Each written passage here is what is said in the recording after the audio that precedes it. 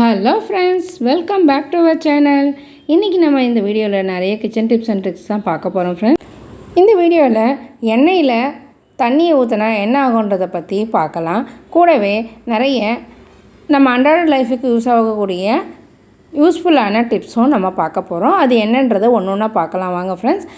நீங்கள் இந்த சேனலுக்கு புதுசாக இருந்தால் சேனலை சப்ஸ்கிரைப் பண்ணிவிட்டு பக்கத்தில் இருக்க பெல் ஆப்ஷனில் ஆல் கொடுத்துக்கோங்க. அப்போ தான் நாங்கள் போடுற எல்லா வீடியோஸும் உங்களுக்கு நோட்டிஃபிகேஷனில் உடனுக்குடன் வரும் ஃப்ரெண்ட்ஸ். வீடியோக்குள்ளே போகலாம் ஃப்ரெண்ட்ஸ். வாங்க ஃபஸ்ட்டு இப்போ என்னன்றதை பார்க்கலாம்.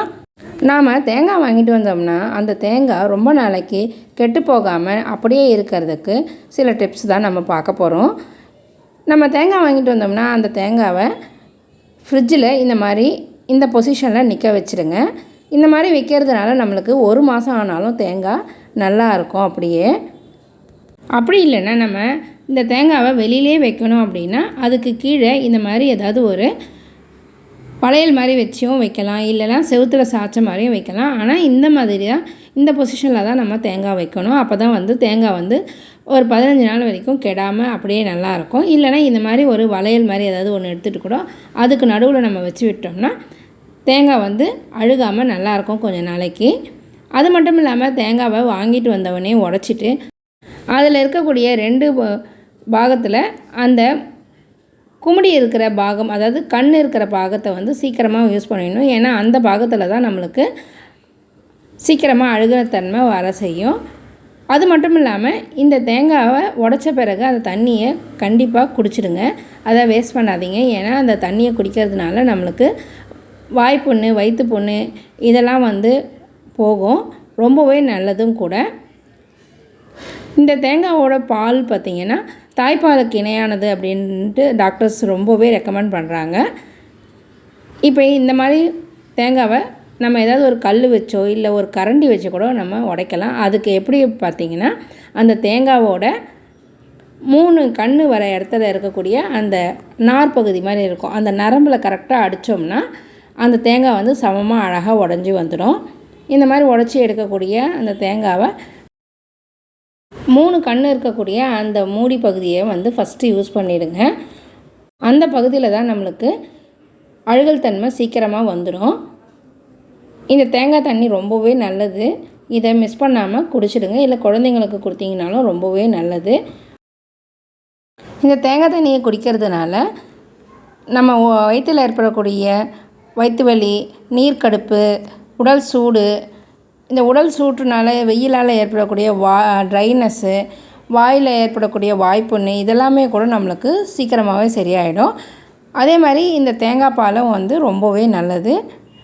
இந்த மாதிரி தேங்காவை உடைச்ச பிறகு அதில் இருக்க தண்ணியை நல்லா ஒரு காட்டன் துணி வச்சு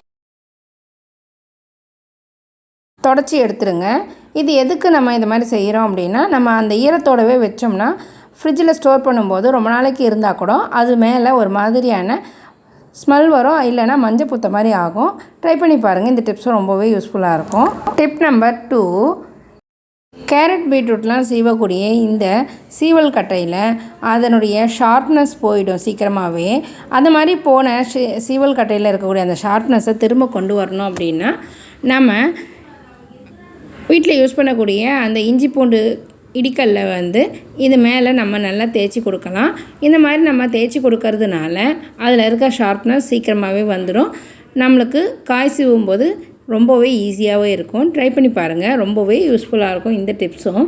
இந்த மாதிரி நம்ம தேய்ச்சி இருக்கக்கூடிய இந்த சீவல் கட்டையில் எந்த மாதிரி காய் சூப்பராக சீவலான்றதை பார்க்கலாம் வாங்க. அதே மாதிரி நம்ம கோஸ்லாம் அரியணும் அப்படின்னா நம்ம நைஃப் வச்சு தான் அறிவோம். ஆனால் இந்த காய் சீவறதை வச்சு நம்ம இந்த கோஸை அரிஞ்சிக்கலாம். ரொம்பவே ஈஸியாகவும் சீக்கிரமாகவும் நம்ம சீவி எடுத்துடலாம். இதில் சீவும்போது உங்களுக்கு ஹோட்டல்லலாம் எந்த அளவுக்கு நைஸாக சீவுவாங்களோ அந்த மாதிரி வரும். இப்போ பாருங்கள், நான் உங்களுக்கு இதை சீவி காமிக்கிறேன். கத்தி எதுவுமே இல்லாமல் நம்ம இந்த சீவல் கட்டையை வச்சே மட்டும் நம்ம இதை சீவிடலாம், அழகாக அரிஞ்சிடலாம். நான் உங்களுக்கு சீவிட்டு காமிக்கிறேன். எவ்வளோ பொடிசாக நைஸாக வருது பாருங்கள். ஈஸியாக சீக்கிரமாகவே நம்ம இதை சீவி எடுத்துடலாம். ரொம்பவே யூஸ்ஃபுல்லாக இருந்துச்சு எனக்கு. உங்கள் ஃப்ரெண்ட்ஸ் யாருக்காவது யூஸ் ஆகும்னா இதை ஷேர் பண்ணி விடுங்க ஃப்ரெண்ட்ஸ். இந்த ஐடியா உங்களுக்கு பிடிச்சிருந்தா ஒரு லைக் போட்டு பாருங்கள் ஃப்ரெண்ட்ஸ். நெக்ஸ்ட் டிப் பார்க்கலாம் வாங்க. Tip number 3. நாம் சமையல் செய்யும்போது சாதம் வடிக்கிறதுக்காக அரிசி ஊற வச்சுருக்க அந்த அரிசி தண்ணியை கழுவி கீழே தான் ஊற்றுவோம். அந்த மாதிரி இனிமேல் கீழே ஊற்றி தண்ணியை வேஸ்ட் பண்ணாமல் இந்த மாதிரி நம்ம ஃபஸ்ட்டு தண்ணியை மட்டும் கீழே ஊற்றிட்டு மீதி தண்ணியை இந்த மாதிரி ஒரு கிண்ணத்தில் எடுத்து வச்சுக்கோங்க. இதை எதுக்கு எடுத்து வைக்க போகிறோம் அப்படின்னா, இந்த மாதிரி பழங்களை கழுவுறதுக்கும். இப்போ இந்த எலுமிச்சம்பழம் நல்லா வதங்கி நல்லா ஹார்டாக இருக்குது. இப்போ இதை வந்து இந்த தண்ணியில் போட்டு வச்சுட்டு ஒரு மணி நேரம் கழிச்சு எடுத்து பார்த்தோம்னா நல்லா சாஃப்டாக இருக்கும். இதே மாதிரி நீங்கள் காய்கறிகள் கழுவுறதுக்கும் இந்த அரிசி கழுவின தண்ணியை யூஸ் பண்ணிக்கலாம். இதில் எடுக்கக்கூடிய 2வது 3வது தண்ணியை வச்சு நம்ம சமையலுக்கு கூட நம்ம அதை யூஸ் பண்ணிக்கலாம். இதனால் நம்மளுக்கு நல்ல ஒரு மணி சேவிங் டிப்ஸாகவும் இருக்கும், அதே சமயம் தண்ணியை சேவ் பண்ணுற மாதிரியும் இருக்கும். Tip number 4. இந்த அரிசி கழுவின தண்ணியை வச்சே நம்ம நான்வெஜ் ஐட்டத்தையும் கழுவி எடுத்துடலாம். அதே மாதிரி ஃப்ரிட்ஜிலேருந்து எடுக்கக்கூடிய இந்த மீன் நல்லா ஃப்ரீஸ் ஆகிட்டு ஹார்டாக இருக்குது. இந்த மாதிரி இருக்கக்கூடியதையும் இந்த தண்ணியை வச்சு கழுவி எடுக்கலாம்.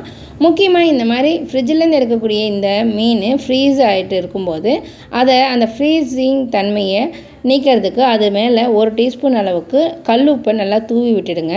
ஒரு 10 நிமிஷம் கழிச்சு பார்த்திங்கன்னா அந்த ஃப்ரீஸிங் தன்மை ஃப்ரீஸ் ஆனது போயிட்டு அந்த மீன் நல்லா வளவலன்னு நம்ம கழுவுறதுக்கு ஏற்ற மாதிரி இருக்கும். இந்த டிப்ஸ் ரொம்பவே யூஸ்ஃபுல்லாக இருக்கும். இதுக்காக நீங்கள் ரொம்ப நேரம் வெயிட் பண்ண வேண்டியதே இல்லை. ட்ரை பண்ணி பாருங்கள். சீக்கிரமாகவே அந்த ஃப்ரீசிங் தன்மை போயிட்டு நம்ம வந்து அதை எடுத்து வாஷ் பண்ணுறதுக்கு ஈஸியாக இருக்கும். பாருங்கள், மேலே மட்டும் போட்டிருக்கிறதுனால மேலே இருக்க மீன் எல்லாமே வந்து சீக்கிரமாக எடுக்க முடியுது. அடியில் இருக்க மீன் மட்டும் கொஞ்சம் ஹார்டாக அப்படியே இருக்குது. இதை ஃபாலோ பண்ணி பார்த்துட்டு எப்படி இருக்குன்னு சொல்லி சொல்லுங்கள் கமெண்ட்டில். நெக்ஸ்ட் ஒரு சூப்பரான டிப்ஸ் பார்க்கலாம் வாங்க ஃப்ரெண்ட்ஸ். நம்ம தமிழில் பார்த்த மாதிரி எண்ணெயில் தண்ணியை ஊற்றினா என்ன ஆகுன்றதை பற்றி தான் இந்த டிப்ஸில் நம்ம பார்க்க போகிறோம். நிறைய பேருக்கு இந்த டிப்ஸு தெரிஞ்சிருக்கும், தெரியாதவங்களுக்கு இது ரொம்பவே யூஸ்ஃபுல்லான டிப்ஸு. இதை டெய்லியுமே நீங்கள் ஃபாலோ பண்ணிங்கன்னா நம்மளுடைய பற்கள் வந்து ரொம்ப ஆரோக்கியமாக இருக்கும். அது என்னன்றதை பார்க்கலாம் வாங்க. இப்போ நான் ஒரு கிண்ணத்தில் எண்ணெய் எடுத்துருக்கிறேன். இது எந்த எண்ணெய்ன்னு பார்த்தீங்கன்னா நல்லெண்ணெய் தான். நீங்கள் இதுக்கு பதிலாக தேங்காய் எண்ணெய் கூட நீங்கள் யூஸ் பண்ணிக்கலாம். நான் இப்போ எடுத்துருக்கிறது நல்லெண்ணெய். இந்த நல்லெண்ணெயை ஒரு டம்ளரில் 4-5 டீஸ்பூன் ஊற்றிக்கிறேன். இது பெரிய அளவு டீஸ்பூனாக இருந்தால் 2 டீஸ்பூன் அளவுக்கு ஊற்றிக்கிட்டால் போதும். இந்த மாதிரி ஊற்றிக்கிட்டு அதில் எண்ணெய் 4 டீஸ்பூன் ஊற்றிக்கிட்டோம்னா 10 டீஸ்பூன் அளவுக்கான தண்ணியை ஊற்றிக்கோங்க. நான் இது டீஸ்பூன் கணக்குக்காக நான் சொல்கிறேன். இப்போ இது மாதிரி நம்ம ஊற்றிக்கிட்டு ரெண்டுத்தையும் நல்லா கலந்து எடுத்துக்கோங்க. நீங்கள் அதே டீஸ்பூனால் நல்லா பீட் பண்ணி எடுத்துக்கிட்டாலும் சரி, இல்லைன்னா பீட்டர் எதனா வச்சு பீட் பண்ணாலும் சரி, நமக்கு முடிஞ்ச வரைக்கும் இந்த மாதிரி டீஸ்பூனு இல்லை குச்சி வச்சு இல்லைன்னா கை விரல்களால் கூட நம்ம அதை பீட் பண்ணி எடுத்துக்கலாம். அதை மாதிரி பீட் பண்ணி எடுக்கும்போது அது நல்லா ஒரு நெய் பதத்துக்கு வரும். இந்த மாதிரி நெய் பதத்துக்கு வந்துச்சு அப்படின்னா அது வந்து ரெடி ஆகிடுச்சு, யூஸ் பண்ணுறதுக்கு ரெடி ஆகிடுச்சின்னு அர்த்தம். இது ஒரு பக்கம் நம்ம கலக்கிட்டே இருப்போம். இதில் வந்து இன்னொரு ஹெல்த் பெனிஃபிட் என்ன அப்படின்னு பார்த்தீங்கன்னா, இந்த எண்ணெயை நம்ம 1 டீஸ்பூன் அளவுக்கு வாயில் ஊற்றி குடித்தோம்னா நம்மளுக்கு வயிற்றில் இருக்கக்கூடிய புண்ணும் ஆறும், அதே சமயம் அல்சரால் ஏற்படக்கூடிய கெடுதலும் நம்மளுக்கு நீங்கும். உங்களுக்கு தெரியுதுங்களா? ஒரு மாதிரி நெய் பதத்துக்கு வருது. இந்த நல்லெண்ணெய் இல்லைனா தேங்காய் எண்ணெயில் தண்ணி ஊற்றுறதுக்கான இன்னொரு ஹெல்த் பெனிஃபிட் என்னென்னு பார்த்தீங்கன்னா, நம்ம காலை வேளையில் பல் விளக்கின பிறகு இந்த நல்லெண்ணெயில் 1 டீஸ்பூன் அளவு எடுத்து வாயில் ஊற்றிக்கோங்க. அதுக்கப்புறமா 2 டீஸ்பூன் அளவுக்கு தண்ணியை ஊற்றி நல்லா வாயில் அப்படியே 5 நிமிஷம் வரைக்கும் இந்த மாதிரி காகல் பண்ணுங்கள். அதுக்கப்புறமா அதை கீழே துப்பிட்டு திரும்பவும் நல்ல தண்ணி ஊற்றி நல்லா வாயை கொப்பளிச்சிங்கன்னா வாயில் இருக்கக்கூடிய துர்நாற்றம் போகும், வாய்ப்புண் அகலும். அதே சமயம் பல்லில் ஏதாவது சொத்தையினால் ஏற்படக்கூடிய அந்த கிருமியால் வரக்கூடிய வலிகளும் போகும். இப்போ பாருங்கள், இந்த எண்ணெய் வந்து இப்போ ரெடி ஆகிடுச்சு. நல்லா பீட் பண்ணணும். ஒரு 5 நிமிஷம் இல்லை 10 நிமிஷம் வரைக்கும் கூட ஆகும் இதை பீட் பண்ணி எடுக்கிறதுக்கு. இந்த மாதிரி நீங்கள் டீஸ்பூனை விட்டு கூட நீங்கள் பீட் பண்ணிங்கன்னா அது இந்த மாதிரி தண்ணியும் எண்ணெயும் கலந்து ஒரு மாதிரி நல்ல ஒரு கீ மாதிரி வெண்ணெய் மாதிரி திரண்டு வரும். அந்த மாதிரி இருக்கக்கூடிய இதை எடுத்து நம்ம கையில் 1 டீஸ்பூன் எடுத்து நல்லா குழச்சிட்டு குளிச்சுட்டு வந்த பிறகும் இதை உடம்பு ஃபுல்லாகவே தடவிக்கலாம். ஆனால் அதுக்கு வந்து நம்ம தேங்காய் எண்ணெய் தான் யூஸ் பண்ணணும். இந்த நல்லெண்ணெய் எதுக்கு நம்ம யூஸ் பண்ணுறோம் அப்படின்னா, நம்ம உடம்புல எக்ஸ்ட்ரா ஃபேட் இருந்து அந்த இடம் வந்து என்ன தான் எக்ஸசைஸ் பண்ணாலும் குறையாமல் இருக்கும். இல்லைன்னா அந்த இடங்களில் நம்மளால் எந்த ஒரு வேலையும் செய்ய முடியாமல் அது ஒரு மாதிரி அந்த இடத்துல பெருத்த மாதிரி இருக்கும். அந்த மாதிரி இருக்கிற இடங்களில் கால் தொடைப்பகுதிகள் இதில் வந்து முக்கியமாக சொல்லலாம். அந்த தொடைப்பகுதிகளில் இருக்கக்கூடிய அந்த தசைகளை வந்து குறைக்கிறதுக்கோ முடியாது நம்மளால். அந்த மாதிரி இருக்க இடங்களில் இந்த எண்ணெயை நம்ம நல்லா நீவி விட்டு நல்லா மசாஜ் கொடுக்கும்போது அந்த இடங்களில் இருக்கக்கூடிய அந்த எக்ஸ்ட்ரா தசைகள் குறைய ஆரம்பிக்கும். அந்த ஃபேட்டும் குறையும். ரொம்பவே நல்லாயிருக்கும். இது வந்து எங்கள் பாட்டி சொல்லி கொடுத்த வழிமுறை. நீங்களும் இதை ட்ரை பண்ணி பாருங்கள். இதை நான் இப்போ சும்மா கையில் மட்டும் தேய்ச்சி காமிக்கிறேன் உங்களுக்கு எந்த இடங்களில் வலி இருக்கிற இடத்துல கூட இதை மாதிரி நம்ம செய்யலாம். செய்கிறதுனால இதனால் டக்குன்னு நமக்கு உடம்புக்குள்ளே அந்த எண்ணெய் பசை நம்ம உடம்புல நல்லா ஸ்ப்ரெட் ஆகும். அதனால் நம்ம உடம்புல இருக்கக்கூடிய மசாஜ் செய்கிறதுனால நம்ம உடம்புல இருக்கக்கூடிய எக்ஸ்ட்ரா ஃபேட்டும் குறையும். இந்த முறையில் நம்ம குழந்தைங்களுக்கும் எண்ணெய் தடவி விடும்போது அவங்களுடைய ஸ்கின் வந்து ரொம்ப நல்லா பளபளப்பாக இருக்கும். ட்ரை பண்ணி பாருங்கள். ரொம்பவே யூஸ்ஃபுல்லான டிப்ஸு. இந்த சம்மரில் நீங்கள் வெளியில் போயிட்டு வந்தால் நம்மளுடைய கால் தொடைகள் இழைஞ்சி போய் நல்ல ஒரு எரிச்சல் கொடுக்கும். அந்த மாதிரி சமயத்தில் அந்த இடங்கள்லையும் இதை தடவலாம். இதை மாதிரி செய்யறதுனால ஸ்கின்னில் ஏற்படக்கூடிய ட்ரைனஸ், ஸ்கின்னில் ஏற்படக்கூடிய கலர் மாற்றம் இதெல்லாமே கூட நமக்கு தடுக்கப்படும். ரொம்பவே யூஸ்ஃபுல்லான டிப்ஸு. நீங்களும் ட்ரை பண்ணி பார்த்துட்டு எப்படி இருக்குன்னு சொல்லி கமெண்ட்டில் சொல்லுங்கள் ஃப்ரெண்ட்ஸ். இந்த டிப்ஸ் உங்கள் ஃபேமிலி மெம்பர்ஸ் யாருக்காவது யூஸ் ஆகும் அப்படின்னா ஷேர் பண்ணி விடுங்க ஃப்ரெண்ட்ஸ். இந்த டிப்ஸு ரொம்பவே யூஸ்ஃபுல்லாக இருக்கும். எல்லாருக்குமே ட்ரை பண்ணி பாருங்கள். நெக்ஸ்ட் வீடியோவில் பார்க்கலாம் ஃப்ரெண்ட்ஸ். தேங்க்ஸ் ஃபார் வாட்சிங். பாய்.